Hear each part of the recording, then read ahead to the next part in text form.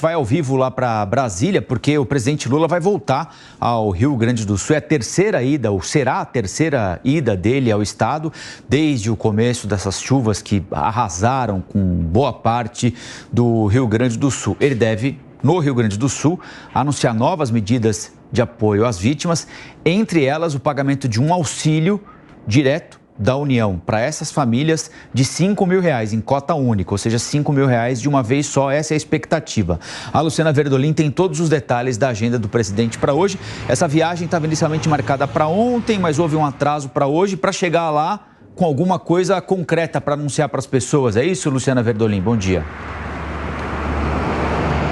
Bom dia, Colombo. Bom dia a todos. É isso mesmo. Existia a expectativa de, inclusive, uma coletiva ontem aqui no Palácio do Planalto para anunciar essas medidas. O que o presidente fez? Cancelou esse anúncio que seria feito ontem aqui em Brasília para que fosse feito hoje lá no Rio Grande do Sul.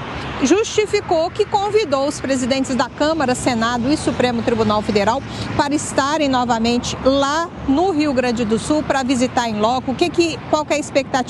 O presidente embarca daqui a pouquinho às 8 horas da manhã, chega em Canoas, deve fazer um sobrevoo nas áreas atingidas, tem reunião com o governador Eduardo Leite e depois o anúncio das medidas. O governo sabe que um dos gargalos importantes nessa questão do socorro às vítimas são realmente os abrigos, que a Manfredini até comentou aí nessa matéria lá de Porto Alegre, do Rio Grande do Sul, e a avaliação é de que é preciso fazer alguma coisa. Na avaliação da administração federal, é um dos principais erros, uma das principais reclamações da população, por isso a expectativa é de anúncio com relação aos abrigos. Esse auxílio emergencial que, segundo a administração federal, vai ser importante para as famílias começarem a recuperar pelo menos aqueles eletrodomésticos que foram perdidos durante as inundações.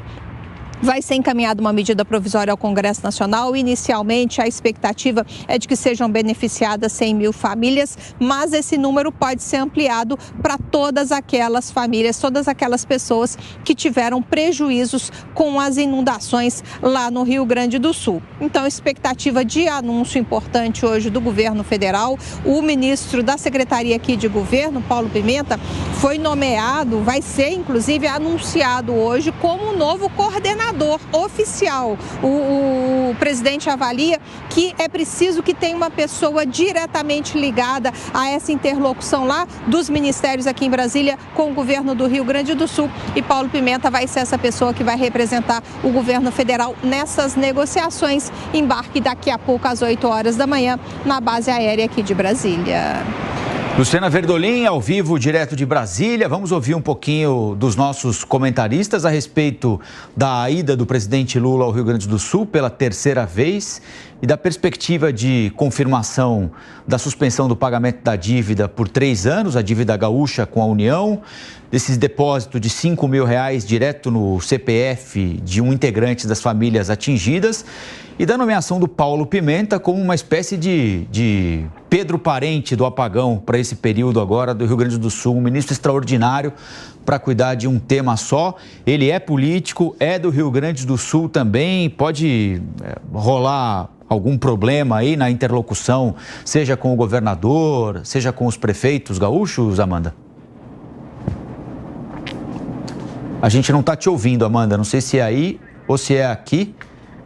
Peraí, desculpa, eu é que tinha deixado o microfone mudo, mas como eu ia dizendo, Colombo, acho que tem tudo para rolar esse desentendimento entre governo federal e governo estadual, por um motivo muito simples, né? Você antecipa a disputa pelo Palácio Piratini quando você manda o Paulo Pimenta, que é um político do Rio Grande do Sul, que é um virtual pré-candidato à sucessão de Eduardo Leite em 2026. Lógico que Eduardo Leite não pode mais concorrer, ele já foi reeleito, mas de qualquer forma ele poderia indicar ou apoiar um sucessor. Então, quando você manda uma pessoa que é política, você tinha chance, ontem os nomes que circulavam era o nome do Edgar Preto, que hoje é presidente da Conab, de outras figuras, sim, de proa do PT, mas que não tem um cargo eminentemente político, que não tem nenhum interesse tão imediato, podem até ser políticos do Rio Grande do Sul, mas numa disputa política com o atual governador do estado.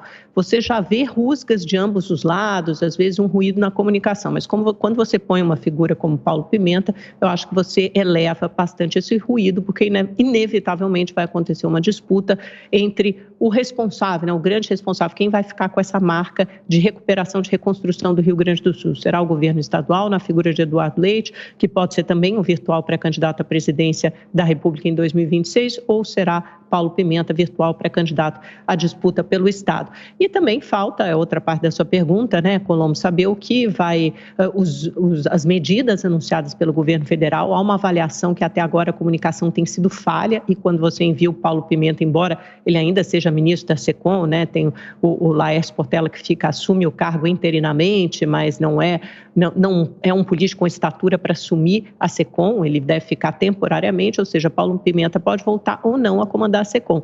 Mas as críticas à comunicação, as falhas da comunicação do presidente Lula já vinham antes da tragédia no Rio Grande do Sul. Com essa tragédia, elas se acentuaram. O presidente precisa tomar o comando do anúncio dessas medidas. Isso precisa ser bem comunicado nas redes sociais, onde tem muitas vezes vigorado, prevalecido não somente críticas, mas muitas fake news. Isso tem incomodado o governo federal. É preciso encontrar um norte, principalmente no que diz respeito ao apoio às vítimas. Aí isso passa por expansão do Bolsa Família para os atingidos pelas enchentes, isso passa por esse voucher, esse vale, vamos ver agora o nome que vai receber, de R$5 mil direto na conta de quem perdeu tudo.